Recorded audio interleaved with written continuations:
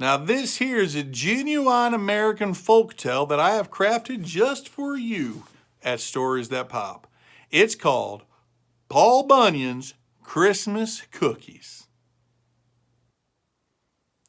Paul Bunyan's mama was no slouch.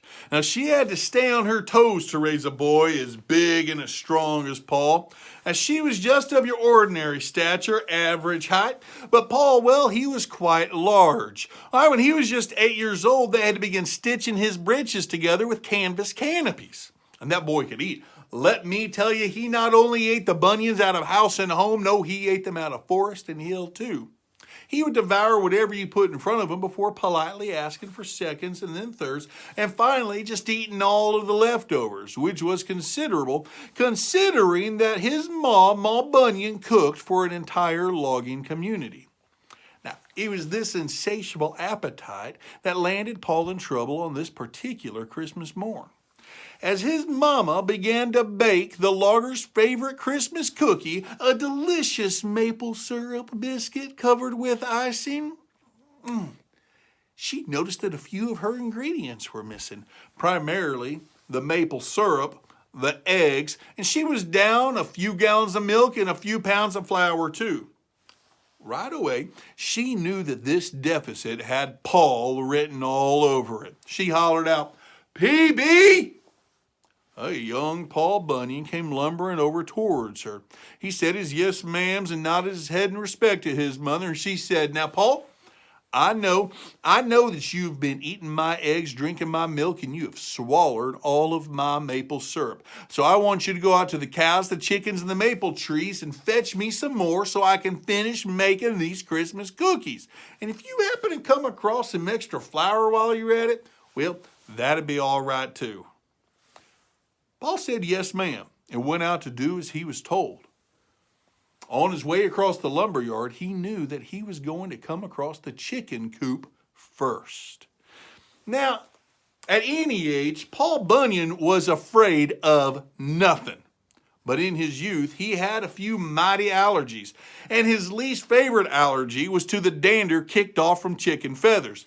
So as he prepared to engage the chicken coop, he pulled his shirt up over his nose. He lay down on the ground and reached his hand across the ground and into the chicken coop, hoping to find some eggs therein. But when he stuffed his meaty paw inside that tiny door, the chicken squawked, sucked all the eggs back up inside themselves, and puckered up tighter than a bear in winter. Undaunted, Paul reached a little bit further, but that unfortunate movement pulled the shirt away from Paul's nose, just as a wayward feather flittered down alongside Paul's cheek. Well, with the rather unseemly and loud "Rah-choo!"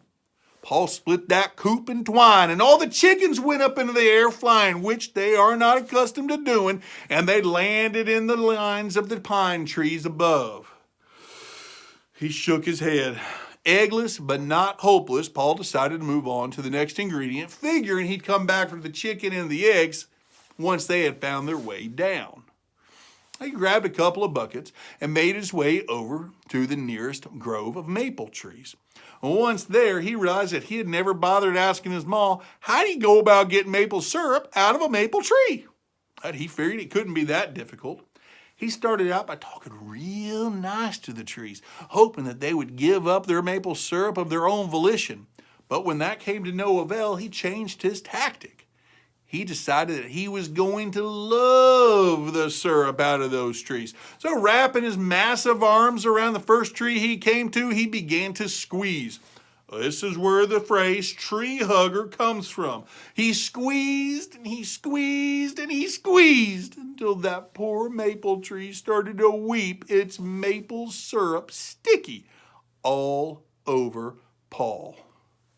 He collected what he could in the buckets, but truth be told, most of it now covered him from head to toe. Regardless, he went from tree to tree across the whole grove until he finally had enough maple syrup to appease his ma. Next, he went to the cows. He sidled up to the first cow, spit into his massive hands, pooh, pooh, and then went to work on an udder. As luck would have it, this cow had more than enough milk to appease the rest of Ma's ingredients.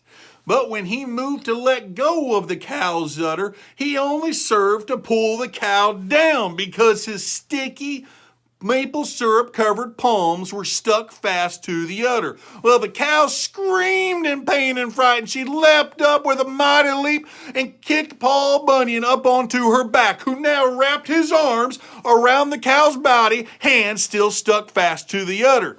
The cow hollered out "Mrrr," and startled all the other cows, who fled afraid that they were going to be next, followed in quick pursuit by Paul Bunyan and his cow that he was riding upon. They fled across the lumber yard, they kicked over the tents, they rolled over some logs and off into the pines.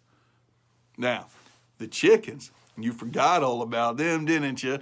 The chickens were just getting used to their new home up in the boughs of the pine tree when the earth began to shudder and began to shake from a multitude of cows' hooves crashing in around them. They squawked, "Gawk!"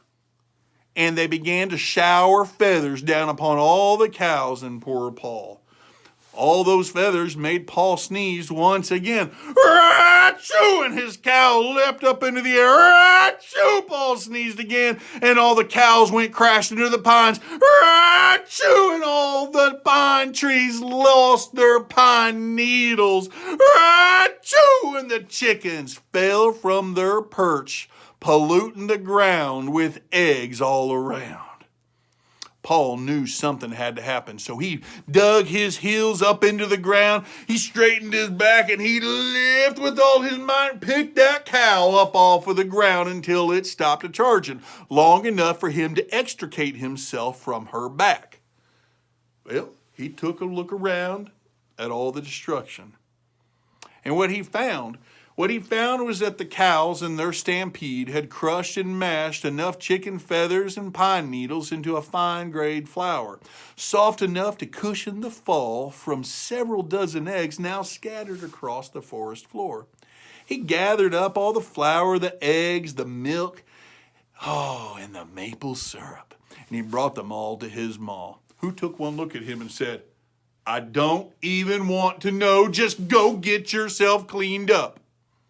Which he did, before feasting on the best Christmas cookies his ma had ever baked. As a side note to the story you just heard, there's something that I want you to know about me. Now see, my last name is Rosser, and like many folk, my last name describes a particular profession. In my case, Rosser means lumberjack. Now, when I was just a little boy, I asked my grandpappy why Rosser means lumberjack, and he told me that his grandpappy told him that his pappy, now that'd be my great-great-great-grandpappy, was Paul Bunyan himself. Now, I had to believe him, of course, as on account of us Rossers being such tall folk, loving pancakes and growing many a glorious beard. And it was at that point that he regaled my young years with the story that you just heard. And I hope you enjoyed it.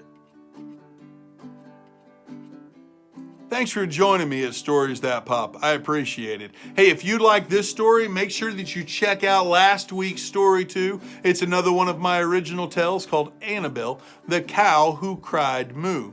And while you're at it, if you don't mind, go and hit that subscribe button as well. Have a good day and Merry Christmas.